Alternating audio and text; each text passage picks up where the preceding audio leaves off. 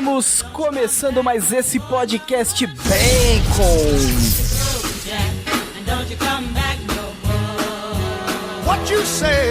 Tudo bem com você? Muito bem, hoje nós vamos falar então um pouco sobre uma animação de 2010, que é a adaptação de um livro muito influente, né? Muito influente aí no Ocidente, e também um livro que traz muita influência para a cultura pop, que é a Divina Comédia, de Dante Alighieri. E a animação que nós vamos comentar aqui hoje é O Inferno de Dante. E o meu nome é Lucas, e junto comigo estão participando também os irmãos Monzambani, a Fernanda. E aí, gente? E também o Bruno.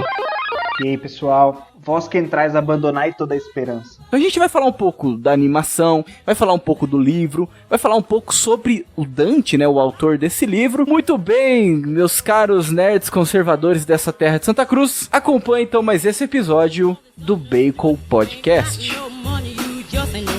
Well, I guess if you say so, I'll have to pack my things and go. That's right.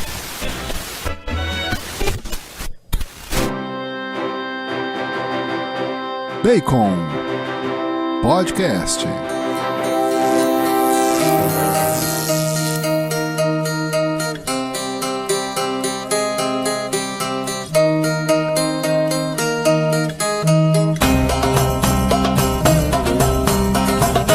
Muito bem, Bruno, como parte da nossa tradição aqui desse podcast, dê-nos a sinopse. A animação, baseada no livro, conta a jornada de Dante através dos 9 círculos do inferno, atrás da amada Beatriz.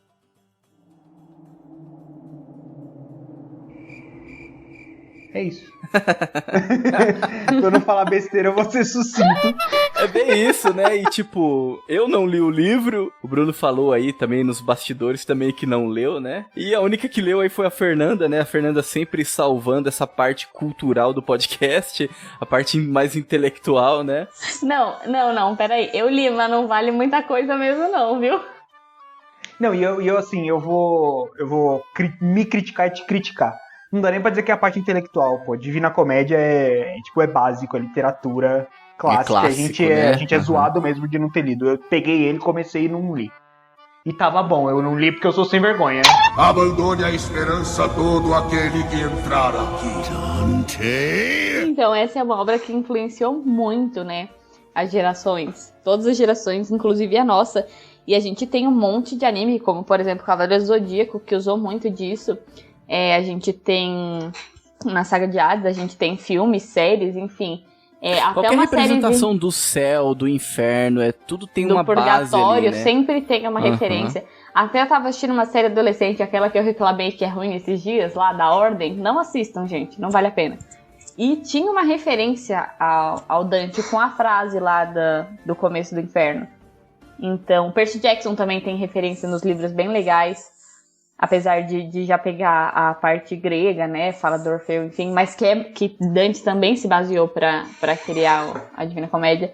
Mas é uma obra que influenciou demais, assim, ó, influencia muito até hoje e é sensacional. Mas, assim, eu tive que reassistir a animação. Eu particularmente gostei muito, assim, é um estilo anime mesmo, de tiro, de porrada e bomba, né, de sangue, e enfim, né, um anime, digamos que não é anime pra crianças, né, é um anime ali mais voltado pra um público que pode ver sangue, né, eu não sei qual é a faixa etária que pode ver sangue. Pode ver sangue e nudez de animação, né, então... Exatamente.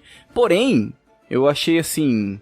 interessante, até entrando nesse ponto, né, porque o anime, ele tem muito sangue, tem muita gente se despedaçando, e tem um pouco de nudez também, né, mas nada assim que foque na nudez, né, assim, nada gratuito, né, digamos assim. Eu achei interessante porque... E nem próximo de ser pervertido, como diversos e diversos animes que nem mostram nudez, mas são muito pervertidos, né. O anime, né, diferente do livro, o livro é uma jornada ali, né, é um poema épico, né, que pega uma jornada que vai pro inferno, purgatório e pro céu.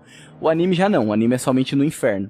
Então você vê ali, né, as almas sendo torturadas e mutilação, enfim, né, essas coisas assim. Também vai voltando no passado do personagem, que ele era um cruzado, né, ele foi também pra cruzada, e mostra também algumas coisas que ele fez, né, no passado. Então, é um anime que mostra luta, que mostra sangue, que tem tudo isso, mas tudo tem um sentido, né? Tudo é bem encaixado ali no contexto. E antes até da gente entrar do porquê, assim, já até dando um pouco de spoiler, a animação é boa, lógico, ela é baseada num livro que é um grande clássico, uma das maiores obras de literatura que existem, e então automaticamente ele acaba sendo bom. Pode ser que ele não faça jus ao livro, eu não sei dizer, a Fernanda vai falar com mais propriedade, mas vamos falar primeiro dessa questão da animação em si. A animação ela é baseada num jogo, né, com o mesmo nome, que foi lançado. E como todo anime, são traços muito dinâmicos, com animação de muito movimento e tal. Essa característica a gente já comentou em outros podcasts que tem as animações japonesas. Mas uma coisa que me chamou muito a atenção e eu não gostei, e eu já preciso trazer isso logo de cara, mas que muita gente vai curtir essa pegada, que eu tenho a impressão de que cada círculo do inferno foi desenhado por um autor diferente. O Dante, a Beatriz, o Virgílio, que faz parte da história, o traço desses personagens muda ao longo da animação. Então, ora o Dante ele é magricelo, meio esquelético, ora ele é bombadão, ora ele tem cara de lunático, ora ele tem uma cara de super guerreiro, gladiador, sabe? Muda bastante ao longo da animação. Tem alguns que eu olhei e falei, nossa, esse ficou muito louco, essa é a melhor representação. Tem uns que eu olhei e falei, nossa, que bosta, ainda bem que não foi esse o anime todo. Então isso me incomodou um pouco. Mas pra quem curte a pegada de uma boa animação, prestar atenção em traços, na arte, isso é bem legal, porque você vai vendo representações diferentes numa mesma produção. Isso é bem interessante. Mas eu achei que atrapalhou um pouco aproveitar o filme como uma obra única. Abandone a esperança a todo aquele que entrar aqui. Faz muito tempo que eu assisti o anime também, tá? Não consegui assistir de novo, não deu tempo. Eu assisti 2 vezes. Acho que a primeira vez logo que saiu, que eu assisti com o Bruno, levemente criança, e o negócio é pesado.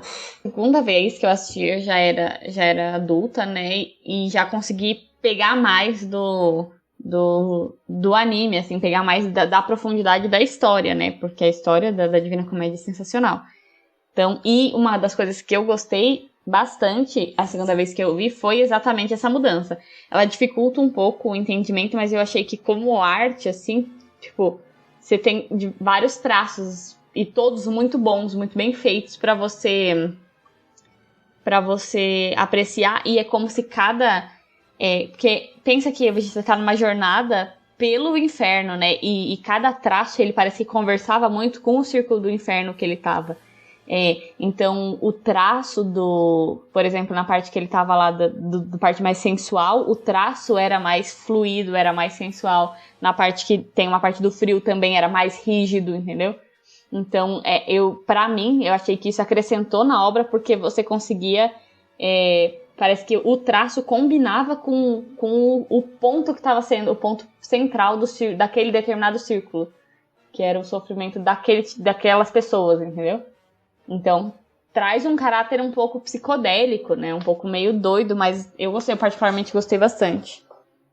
O que me incomodou um pouco nisso é que parece que você já não tá mais acompanhando o mesmo personagem que você estava no começo. Então você perde um pouco essa conexão com o personagem principal. Parece que você perdeu ele, assim, em algum momento. Tem algumas características essenciais dele que permanecem, né? Sim, com certeza. O que é básico dele permanece, mas ele realmente vai sofrendo bastante alteração, que se tem uma hora que você até confunde um pouco.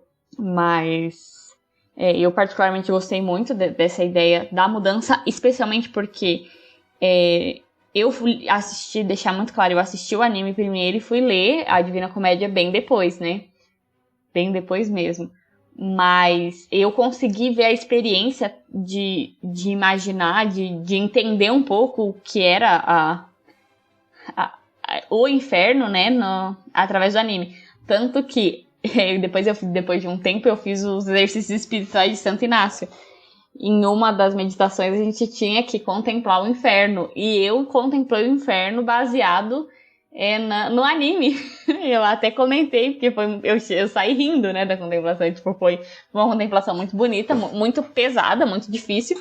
Mas depois eu comecei a rir, porque eu falei assim, nossa, a minha imaginação foi procurar num anime, entendeu? A referência é muito, muito aleatório e absurdo. Eu nem lembrava mais do anime quando eu fiz os exercícios espirituais. Mas é um anime que me marcou muito por mostrar, assim, de forma muito, muito concreta as consequências do pecado, né? Eu gosto muito da Divina Comédia como obra de forma geral, assim, ó. É um dos melhores livros que eu já li na minha vida, é uma das melhores obras, não tenho o que falar. Sei que, assim, li, mas precisaria reler pelo menos mais umas 5 vezes, porque não consegui extrair tudo. Não sou aquelas pessoas intelectuais que conseguem se aprofundar tanto numa obra como essa. Eu consegui mais ter o panorama geral dela, por isso que pretendo ler mais pra frente de novo, daqui a uns anos, se Deus quiser. Mas, assim, é uma obra muito, muito bonita. Apesar de ser em verso, é uma obra que não é chata e cansativa. Eu imaginei que fosse muito difícil de ler, eu não achei tão difícil assim, não achei uma leitura tão cansativa. E principalmente é uma obra que te faz refletir muito, muito, muito, muito mesmo. Assim, ó, o tempo todo enquanto você tá lendo, você para pensar na sua vida e nas consequências daquilo que você faz. Em todas as etapas, tanto no inferno, quanto no purgatório, quanto no céu. Pra quem não sabe, né, a Divina Comédia, a gente tá falando do anime que fala só da parte do inferno, que é a minha crítica ao anime, só falar da parte do inferno, eu já vou entrar aí. Mas a obra, ela contempla o Dante passando pelo inferno, pelo purgatório, até chegar no céu. E é muito bonito, porque Virgílio leva ele, né, Virgílio é um grande poeta, né, romano, que acompanha ele pelo inferno. No inferno ele encontra diversas pessoas que ele conhece, diversas autoridades e pessoas famosas da época, inclusive, por isso que é sempre bom você ler e ler as notas de rodapé, senão você não vai saber quem são essas pessoas. Eu não saberia, pelo menos. Aí Virgílio vai com ele no purgatório, mas não entra no céu, porque Virgílio não pode entrar no céu porque era um pagão, né? E aí quem encontra ele e conduz ele no céu é a Beatriz, que é a pessoa, que é a amada dele, pela qual ele percorre todo o processo. E é bonito de ver que ele passa do inferno, no purgatório, ele mesmo vai purgando os próprios pecados, vai criando essa reflexão interna até chegar no céu. E aí depois, né, faz todo o caminho lá do céu e volta, né? Mas é muito bonito e te faz o tempo todo refletir e pensar tanto sobre os seus pecados, sobre as suas misérias, mas também sobre suas pequenas falhas e sobre aquilo que é a bondade de Deus, aquilo que é a misericórdia de Deus. Então faz você querer sonhar com o céu, faz você querer ser santo, faz você pensar na beleza. Claro que a Divina Comédia não é uma obra teologal, então a gente não pode definir aquilo como verdade absoluta, tá? É muito mais uma ficção. Mas faz você pensar nessa questão dos méritos, né, de Nossa Senhora, dos santos, e é muito legal mesmo, assim, é uma coisa que eu recomendo pra todo mundo. E o anime, ele apesar de só pegar a parte do inferno, que é realmente ruim, porque ele só mostra a parte mais difícil, né, que é o sofrimento, não mostra a melhor parte, que seria o céu, mas ele te leva a uma reflexão muito grande, e ele retrata, eu acho que muito bem, essa questão da consequência do pecado. Então, em cada círculo você vê, assim, parece que é não é o castigo, mas a consequência perfeita para aquilo que a pessoa fez. O Lucas, que assistiu mais recentemente, ele vai conseguir dar exemplos melhores.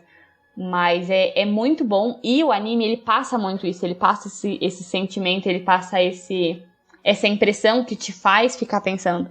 É muito sério, né? A gente tá falando da eternidade, então todas as escolhas que a gente toma na nossa vida, elas têm consequência pela eternidade, e não só consequência pra gente, mas consequência pra todas as pessoas que estão à nossa volta, né? Infelizmente, o pecado, ele não fere só a gente, mas ele também fere as pessoas à nossa volta, ele pode ferir a sociedade, dependendo do seu grau de importância, né? E é muito sério isso. E o anime é sensacional pra mostrar esse tipo de coisa. Abandone a esperança todo aquele que entrar aqui. Vocês falaram aí sobre a mudança do traço, né? O Bruno começou e a Fernanda também falou ali o que ela achava sobre isso. Eu achei assim também de início, eu estranhei, porque assim, tipo, começou, eu não lembrava disso, né? E começou lá ele de um jeito, com o cabelo curto, de repente, cabeludo e tal. Eu olhei assim e falei, ué, gente, peraí, o que aconteceu? Falei, será que eu me distraí aqui? Aí eu voltei um pouquinho, né? O que aconteceu que ele ficou cabeludo? Aí eu voltei um pouquinho e eu percebi que realmente, né, foi de um capítulo pro outro, né, que mudou o traço totalmente. Aí eu fiquei tentando descobrir, eu falei, nossa, mas tem que ter um motivo. Por que eles estão fazendo isso? Aí eu fui percebendo que cada momento ele mudava o traço, né? Até, igual a Fernanda frisou aí, que no final ele tá fortão, né? Ele tá naquela parte mais gelada, onde ele tá ali diante de Lúcifer, que é o lugar mais frio. E ele fica fortão, ele fica mais bruto e tudo mais, né? Aí assim, aí acabou, né, o anime, eu fiquei pensando, né, nossa, mas por que mudou, né? Deve ter algum sentido. Eu achei isso interessante por quê? Porque ele abre mais ainda a sua imaginação, né? Ele não te explica o porquê que mudou e talvez não tenha uma explicação. Talvez o que fez mudar foi porque foram 6 diretores, é até interessante citar, né? Que são 6 diretores japoneses e que foram responsáveis por animações aí de peso, né? Por exemplo, Ghost in the Shell, né? Um dos diretores foi o diretor de Ghost in the Shell também. Então, por conta disso, cada capítulo é um diretor, então muda o traço, né? Depois que daí eu fui ver isso, né? Mas quando você tá assistindo, é interessante que leva você a imaginar algo a mais. Leva você a colocar também as suas interpretações. Então, o que eu interpretei também foi isso, né? Não, ele vai mudando conforme o círculo do inferno. Sim. Ele vai criando uma nova aparência. E também, gente, eu fiquei pensando, passar pro inferno sem ficar nele não deve ser uma coisa tão simples, né? Acho que quando a pessoa tá passando lá, acho que mudanças são feitas na pessoa. Imaginar uma pessoa, é claro, isso foge da nossa imaginação porque é algo que não é possível, uma pessoa pro inferno e depois voltar. Mas se você for pensar... Constantine vai sempre, como não é possível? O cara vai passar um fim de semana. Na cultura pop isso acontece normalmente, né? Igual você abrir uma porta ali, enfim, né? Depois você fecha e abre outra. Se a gente for levar em consideração, né, aquilo que a gente acredita, a nossa fé católica, isso não é algo possível, né? Mas agora você fica imaginando, uma pessoa que vai pro inferno e volta, mano. A pessoa não volta do mesmo jeito. A pessoa, ela sofre mudanças drásticas por conta das coisas que ela vive, que ela experimenta. E querendo ou não, o inferno é o castigo eterno. Então você que se depara com as suas misérias, você que está distante do amor de Deus, você o tempo todo se deparando com as suas misérias que te faz ficar distante do amor de Deus, da graça de Deus. Então o inferno assim é isso, é a distância do amor de Deus, onde não existe o amor de Deus. Então, a pessoa, se ela volta pro mundo, ela volta totalmente diferente, né? Então, os traços, eles fizeram com que eu interpretasse dessa forma. Então, isso, nesse sentido, eu achei interessante. E também, o traço eu achei muito parecido com o Castlevania, né? Que tá agora na Netflix. Não sei se vocês acharam isso também, mas eu achei bem parecido, assim, o estilo. Pra quem que tá nos ouvindo, que não assistiu, o estilo é muito parecido do Castlevania que tá na Netflix, que tem 3 temporadas, né? Não, uma coisa muito legal também, Lucas, é que, a gente vai entrar um pouquinho melhor agora, é que cada círculo, ele aborda um pecado específico e que muitas vezes, pelo menos eu não tinha pensado nisso, né? E ele vai, né, progredindo. Então, tipo, no primeiro círculo é o mais tranquilo. E aí vai ficando cada vez mais sério, até que chega... Nossa, pra mim, o ponto principal, spoiler aqui, é no último degrau, quando ele encontra Lúcifer e Judas, e como que é narrado toda a questão. É assim, sensacional. Mas assim, sabe quando você lê e você fica um tempão pensando e faz muito sentido? No livro da Divina Comédia, ele até fala assim, né, quando chega no segundo círculo. E assim rumei ao segundo círculo, cujo espaço é mais estreito, mas onde o poder da dor é mais profundo. Então, quanto mais ele vai adentrando nos círculos do inferno, mais graves são os pecados e mais profunda é a dor. Até que ele chega no último degrau, onde tá apenas Lúcifer e Judas. Não tem mais ninguém, né, Bruno? Se eu não me engano, é só... Não, tem Judas em uma das cabeças, Brutus tá em outra cabeça... que foi verdade. O que traiu o Júlio César. E tem um outro que traiu o Júlio César também, que tá na outra cabeça. É verdade, que é a dos traidores, né? E aí isso, cada mas se eu não me engano, os dois, eles nem falam nada. O único que parece que sofre lá é Judas. É Judas. E assim, é absurdo o sofrimento de Judas. E eu fiquei com muita dó de Judas.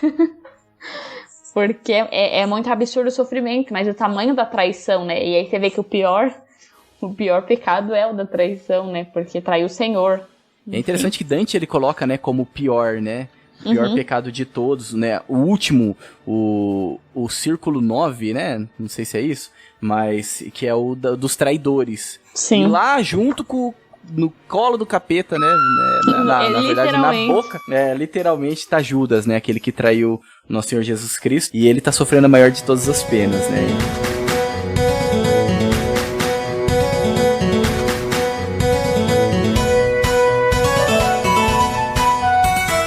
O primeiro círculo é o limbo, né? Que são os virtuosos pagãos, né?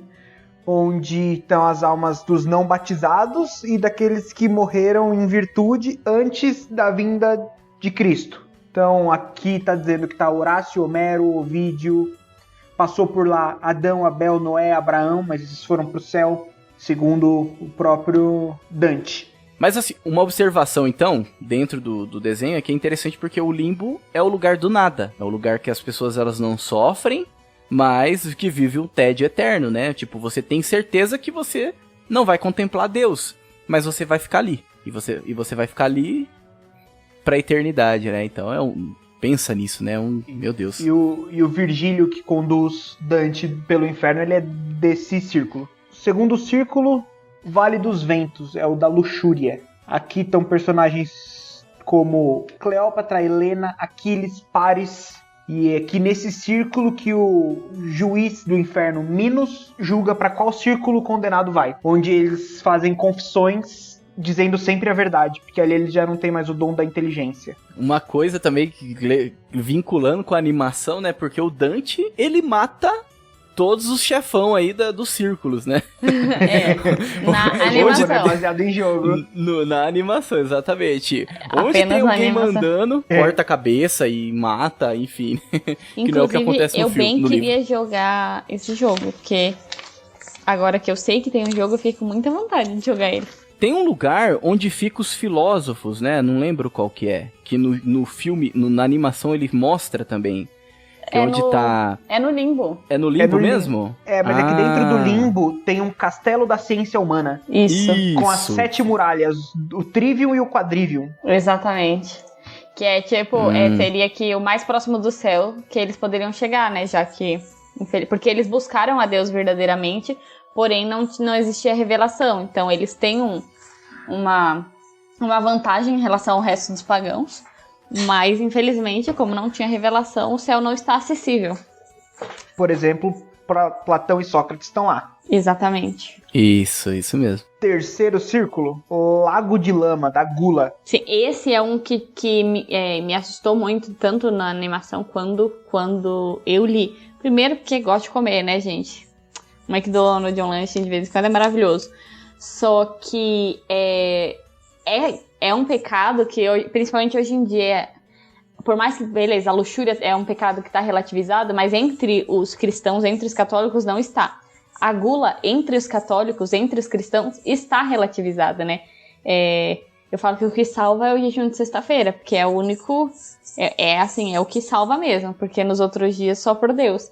Quantas vezes a gente, come muito mais do que precisa porque tá gostoso, mas espera aí, muitas vezes a gente pode cair num pecado da gula e entrar naquele apetite sem limites, né, que chama. E isso é uma porta de entrada para tantos outros pecados. Tem o Escado do Paraíso, da minha biblioteca católica, e ele fala muito sobre a gravidade do pecado da gula, e eu nunca tinha me atentado, assim, sabe? Foi ver a animação do inferno e foi ler a Escada do Paraíso que me fez perceber e tentar... eu tenho tentado mudar de hábito um pouco em relação a isso, porque às vezes a gente não vê maldade, só que isso é a porta de entrada pro inferno, né? É de verdade a porta de entrada pro inferno, porque isso te abre para um egoísmo maior, isso te abre para tantos outros pecados e tantas outras infidelidades a Deus que não dá para contar. E é interessante citar, né, que Dante, ele coloca esses círculos, né, e ele vai começando, segundo a concepção dele, né, segundo a ideia dele, ele começa do menos pior pro pior. E dos que, tipo, vão te levando a outros. Então, existia essa concepção na Idade Média, eu não sei se ela permanece até hoje, então não posso afirmar, mas de que a luxúria pelo olhar era o primeiro dos pecados que se cometia, e aí você ia pra gula e ia desenfreando e piorando, né? Até que, se você for ver, a ordem seria luxúria, gula, ganância, ira, e assim vai. E aí você entra também, não só no pecado, mas nos pecados capitais, né? No que a gente chama de pecado capital. E é interessante porque em um determinado momento Dante ele fala sobre essa questão, né? Sobre como você, ao mesmo tempo que você vai se afundando no pecado, é impossível resistir à força divina. Porque se você escolhe em vida resistir à força divina, resistir à vontade de Deus, na pós-vida, na eternidade, você vai ter que arcar com essas consequências, né? Então, de qualquer forma, você vai ter que responder. Abandone a esperança a todo aquele que entrar aqui. Dante. Aí o quarto círculo, colina de rochas da ganância. Círculo repleto de montanhas de riquezas que esmagam os condenados com os pesos das barras e moedas. Sim, aí a avareza, né? E assim, se eu não me engano, acho que não é na animação, mas no livro mesmo, nesse círculo da avareza tá tanto os avarentos quanto os mesquinhos, né? Tipo, aqueles que são de um extremo ao outro. E na animação, é interessante porque mostra, como se fosse uma indústria, né? Assim, uma estrutura, assim, de uma fábrica que derrete ouro. E as pessoas são jogadas no ouro derretido também, né? E eu fico pensando na profundidade, na sabedoria imensa que o autor, né, desse épico, ele tinha de poder imaginar essas coisas, né? De poder colocar, tipo, contraponto, né? Olha, você cometeu esse pecado, então o contraponto disso é isso, né?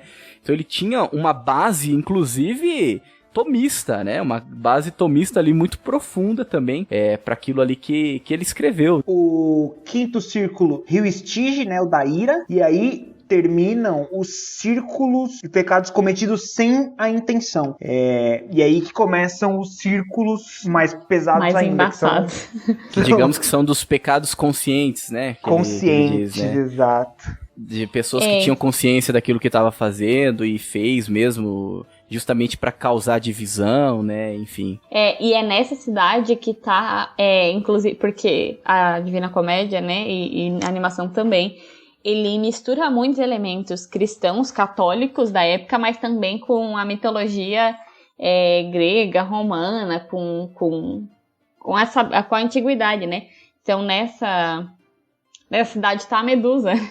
E aí, Hidras e a Medusa. E aí ele até fala que no livro, fala assim: volta-lhe as costas e mantém cerrados os olhos, pois se Górgona, o rosto infernal de Medusa, puder fixar-se em teus olhos, jamais retornarás ao seu mundo, avisou-me o meu mestre, que é o Virgílio. Você vê um personagem clássico, muito conhecido, né, que já apareceu aí em muita série, filme que a gente conhece, que é a Medusa também aqui na Divina Comédia. E entra no sexto círculo, que é a heresia, né? E que é um lugar onde os hereges, eles queimam, né, o tempo todo. Eles queimam o tempo todo e o fogo não cessa. É nesse que tá um papa, né? Sim.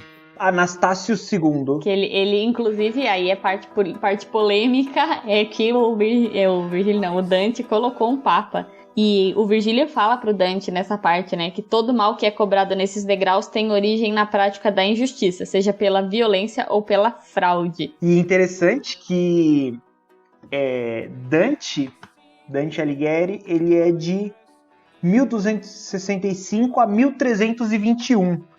Imagina o que ele não viu. Sim. Pois é. Falando em papa, né? Sim, nossa, nem fale. O sétimo é a violência, né? Isso. Vale do São dos violentos. Da violência. E é nesse que o Dante discute com o Virgílio sobre a questão da condenação, porque nesse ele não é só um círculo, mas ele é dividido em vales, é um pouco confuso, né? Três vales, isso. E uma cachoeira.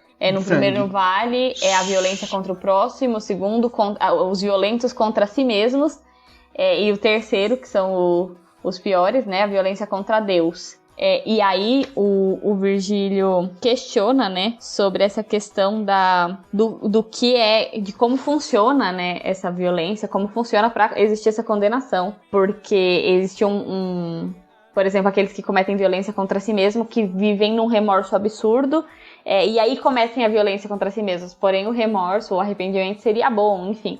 E aí o Virgílio responde assim: esqueces, porventura, a clara lição da ética? Olha o que ele está citando, gente. De que são 3 as disposições condenadas pelo céu: malícia, bestialidade e incontinência, sendo esta a que menos se castiga. Porque Dante, ele não consegue entender como que...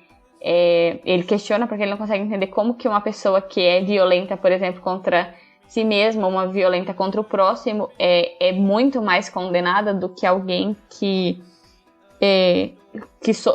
praticou a luxúria, enfim, que cometeu esses pecados mais carnais. E aí ele explica sobre essa questão de que a incontinência, ela é o que menos se castiga, né?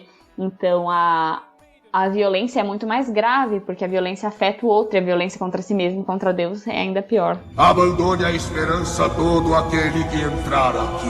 Dante. Aí o 8º círculo, penúltimo, que já tá pessoal só gente boa. Esse círculo chama-se Malebolge, é todo em pedra e da cor do ferro, assim como a muralha que o cerca. Aqui são os fraudulentos. Está dividido em 10 fossos. Nesse também, na 8ª bolgia, sei lá como é que fala, tá Ulisses. Olha que loucura. É interessante até falar que Virgílio foi ele que escreveu Eneida, né? Não foi? Sim, foi.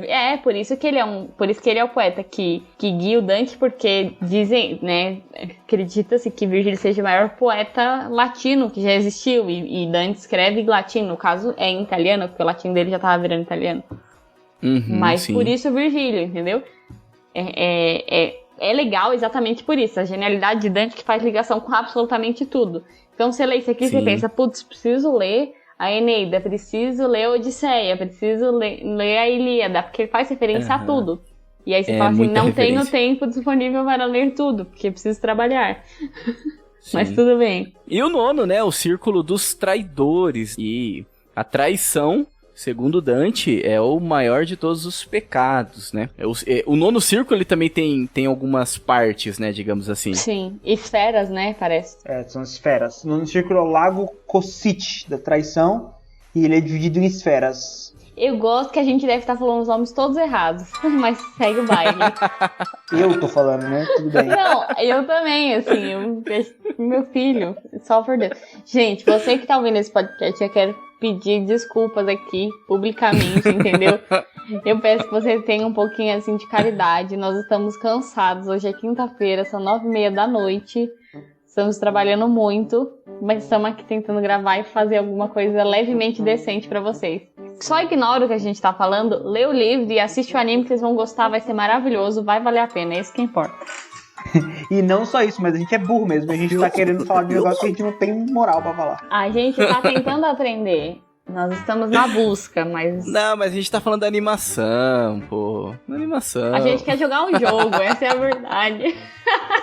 E assim, na animação, aí um ponto aí também que eu não gostei muito da animação, é porque em vários momentos tem muitas críticas. Tipo, a animação ela fala da tradição católica, mas ao mesmo tempo criticando algumas coisas, né? E são críticas ali bem diretas, né? Então, por exemplo, quando o Dante ele está saindo para a cruzada, o padre, né, o bispo, não lembro quem que era, mas acho que o bispo, ele meio que ele absolve, né, todos os pecados dos cruzados. Isso é verídico mesmo, isso aconteceu, né?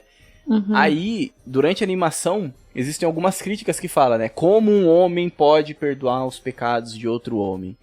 Isso várias vezes, né, várias vezes. Quando ele vê lá o Papa, mas o Papa...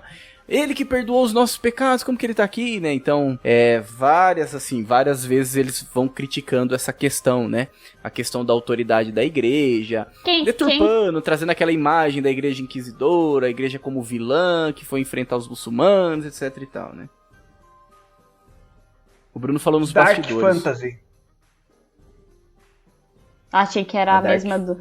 Não, achei que era a mesma do... Como que é o nome, gente? Esqueci o nome.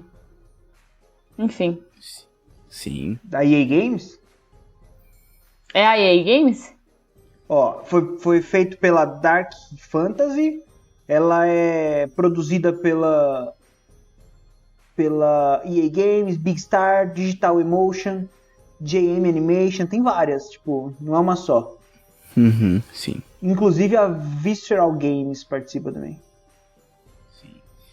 E assim, pra não estragar também, né, a história pra quem tá assistindo e não ficar, tipo, dando muito spoiler, né, o Dante, ele... Morre no final. Não, mentira. Ele enfrenta os chefões, né, e ele também enfrenta, né, o demônio, mas daí depois ele vai pro purgatório, né, ao encontro da Beatriz... E a animação, ela acaba aí. O livro, ele continua, mas nós não queremos continuar, né? Contando tudo, né? Falar do purgatório e do céu. Porque o nosso foco é a animação, né? A gente percebeu que... Nós não queremos continuar, porque não fomos obrigados.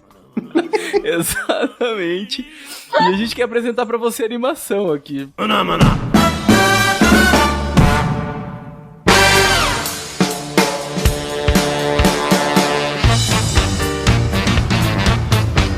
Então vamos entrar na votação, né, desse episódio, onde nós vamos dar a nossa nota sobre a animação Inferno de Dante. E eu vou começar. A minha nota para essa animação é bacon. É uma animação simples, é uma animação assim, tipo, ela é bem feita, né? Ela é baseada nessa obra que é fantástica, então por isso ela já merece um bacon, né? Mas por conta talvez desses pontos que eu falei também durante o podcast, dessas críticas que é feita ali diretamente à tradição católica mesmo, né? Eu acho que, querendo ou não é baseado totalmente na obra. Foi mais uma liberdade mesmo, uma liberdade artística ali, né? De quem fez essa animação. Então por isso, minha nota é bacon, minha nota é 4. E Fernanda, por favor, qual é a sua nota? Então, Lucas, eu vou ter que concordar com você hoje. Caramba. Não gosto, mas vou ter que concordar. Exatamente. Nossa. Vamos começar de novo, desculpa. Tem que concordar hoje, porque, né? Tipo... Desculpa. Ai, cara, que situação. Então, vamos lá. Minha nota também é 4. Também é bacon. Eu gostei muito da animação, tanto que assisti 2 vezes. Eu sou apaixonada pela Divina Comédia. Realmente é um livro sensacional e que foi um divisor de águas pra mim. Mas realmente a animação tem esse defeito de ser meio progressista, né? No sentido de criticar, fazer críticas à igreja que Dante não fazia. E olha que Dante já era um crítico, né? Já era polêmico na época. Então, na época, acho que o livro dele sofreu bastante reserva, bastante crítica, até conseguir ganhar fama. Exatamente porque é um livro muito sério, que faz críticas muito, muito pesadas. Mas eu achei que a animação, ela extrapolou um pouco a liberdade artística de colocar coisas que não tinham. Mas ainda assim é muito boa, eu gostei muito da animação como um si, do visual. E eu gosto muito da história, e eu realmente queria muito jogar esse jogo. Se alguém tiver aí, se alguém souber, pode me falar, manda aí no Instagram pra gente, por favor. Eu realmente quero jogar esse jogo. Então minha nota é bacon. Então, Bruno, por favor, qual é a sua nota pra Inferno de Dante? Também dou bacon, né? Vai ser unânime, a gente vai ter que concordar com o Lucas, infelizmente, né, Fernando? Minha nota é bacon, também é 4. Que eu não gostei muito, tá? Foi essa questão da muita mudança nos traços da animação, que acaba fazendo você... Eu achei que desconecta um pouco você com o personagem. Mas você vê a representação do inferno, tiro, porrada e bomba, com essa pegada cristã medieval, é bem legal, apesar dos japoneses nunca saberem fazer direito essa visão ocidental da igreja. Eu acho que não é nem o fato de ser muito progressista, e sim ser japonês, ser oriental, então ele não consegue entender, os caras não conseguem entender com profundidade a cultura ocidental, é muito diferente da cultura deles, então eles não conseguem retratar bem, com precisão.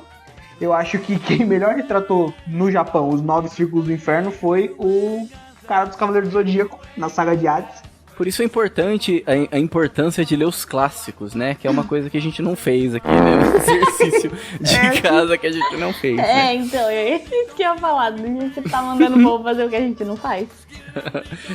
Muito bem, então, siga-nos nas nossas redes sociais, @baconpodcastbr, né? Seja no Instagram, seja no Twitter, seja no Facebook. O link tá na descrição desse episódio também. E lá na nossa página do Instagram você vai ver muita notícia sobre cultura pop. Você vai ver também algumas indicações de filmes e séries. Agradeço muito você que nos acompanhou até aqui. Fique com Deus e que a força do bacon esteja com você.